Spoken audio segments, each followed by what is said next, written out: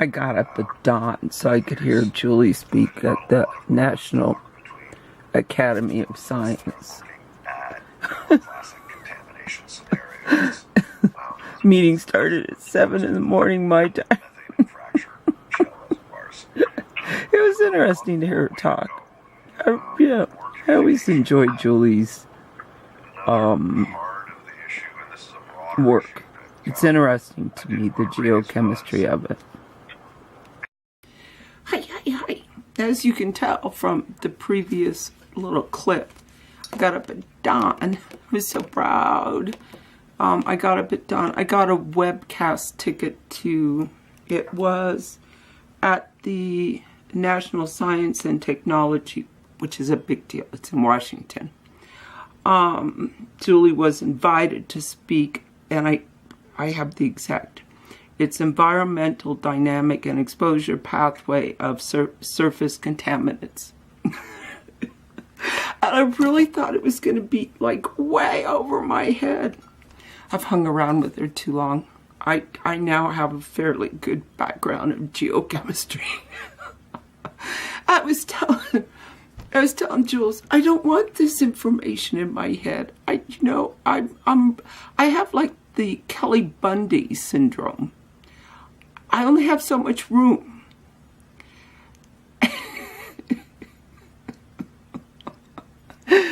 And it's like, oh, get out of my head all this geochemistry. It was 4 really excellent speakers. She was on the morning panel. And oh, my bangs. I hate my bangs. I don't know if I've told you that, but I just hate them. But she did an excellent job. I didn't get to see her because they use Zoom, which, by the way, is really bad software, in my opinion. But I got to hear her, and I got to see her slides, and she did very, very well. Was another man from the private consulting field that she's in. She has, I think they said 30 years of environmental forensics, and it's like, wow.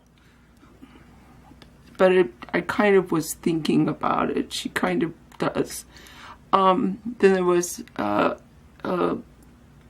lady from the School of Mines, which I took a lot of, then there was a USGS lady, and I enjoyed it tremendously.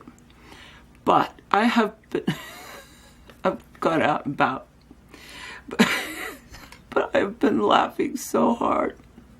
The Flat Earth Society's conference is going to be in the major city by where I live. I'll try to find the card and put it up there of when I discovered the Flat Earth Society. Truly, they think the earth is flat.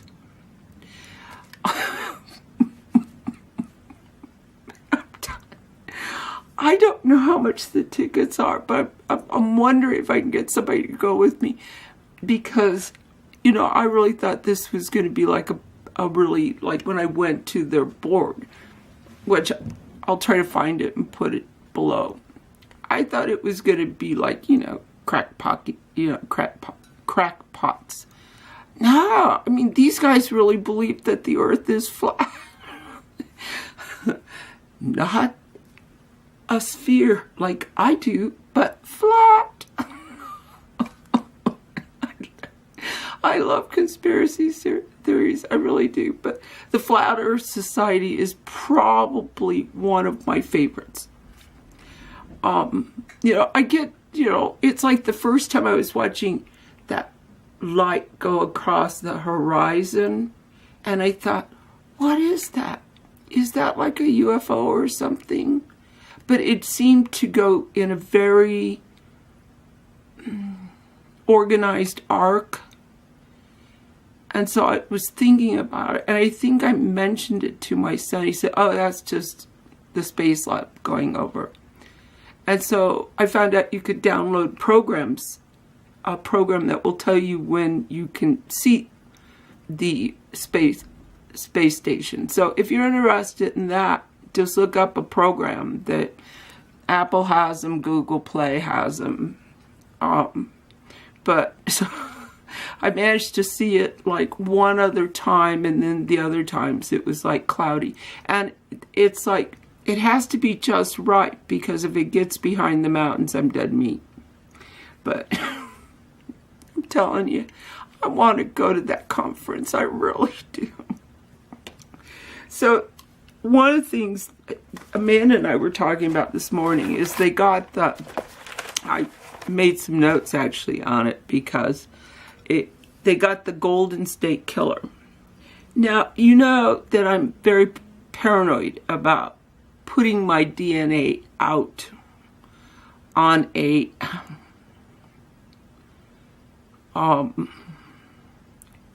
giving it to people that I don't know.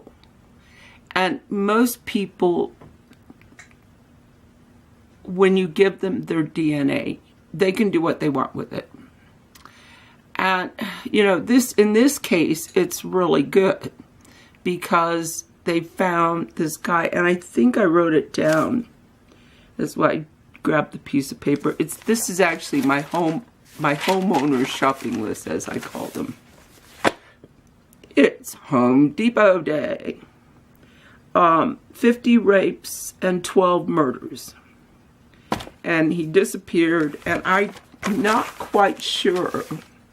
The article was a little obtuse. They were really talking about that they were able to get his DNA because it is considered abandoned DNA. So if you've given your DNA to Ancestry.com or something, you might ask for it back, or that the records be destroyed.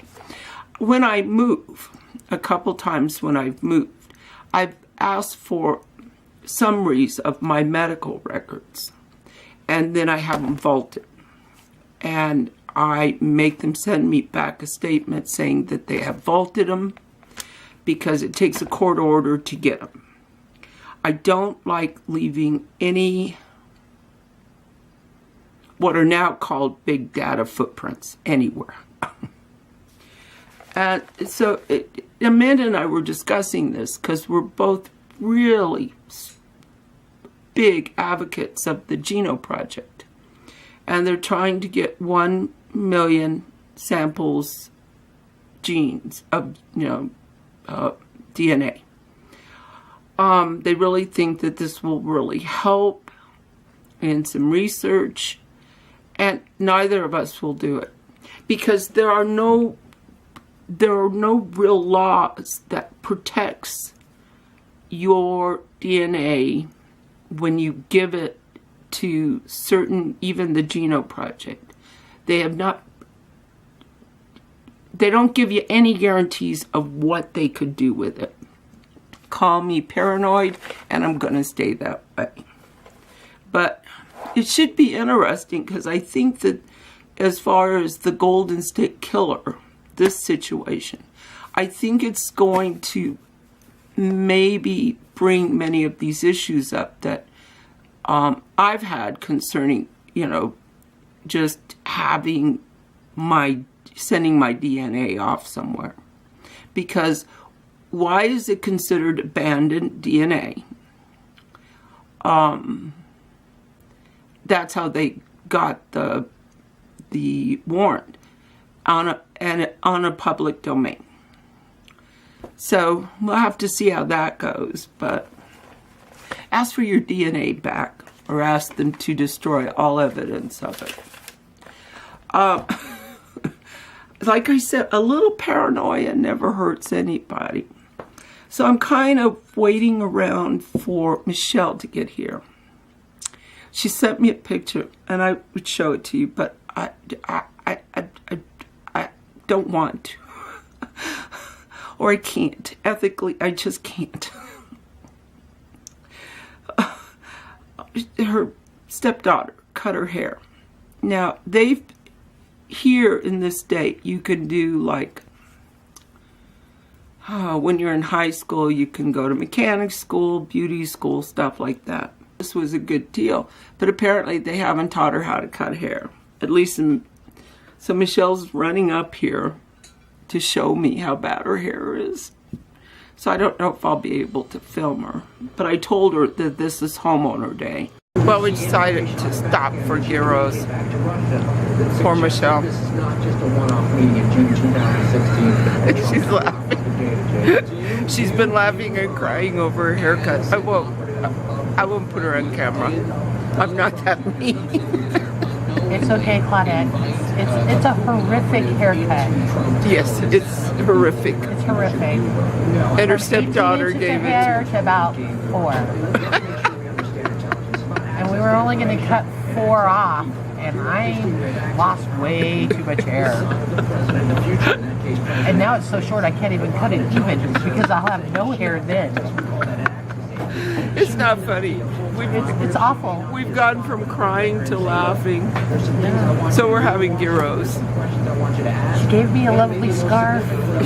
Yeah, I gave her just one of my head scarves.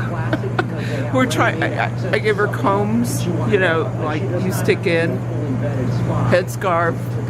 We've considered baseball caps. Hair extensions. Hair extensions. A wig. A wig.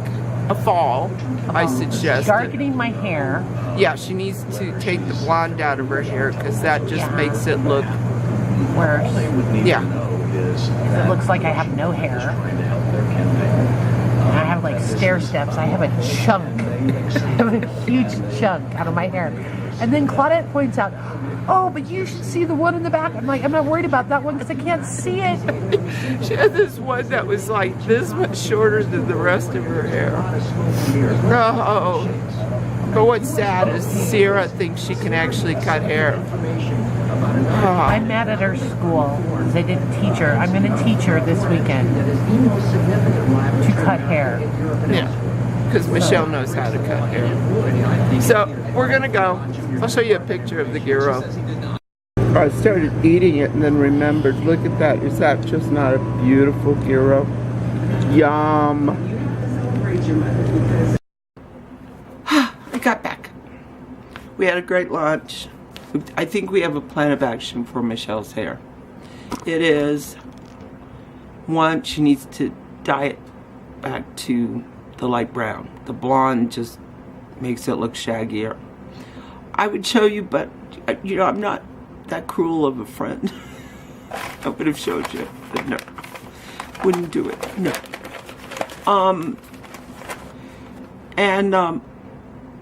After screwing around, pulling it back the front and letting it, you know, go down in the back is going to be our best course of action here, or hair extensions, which are still on the table.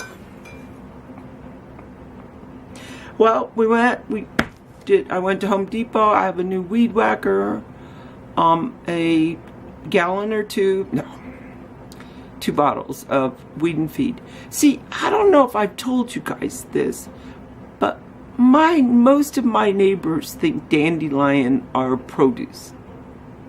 Yes, I'm letting you sit with that for a minute. Produce. They eat their dandelions. It's like, come over, feel free to graze in my yard.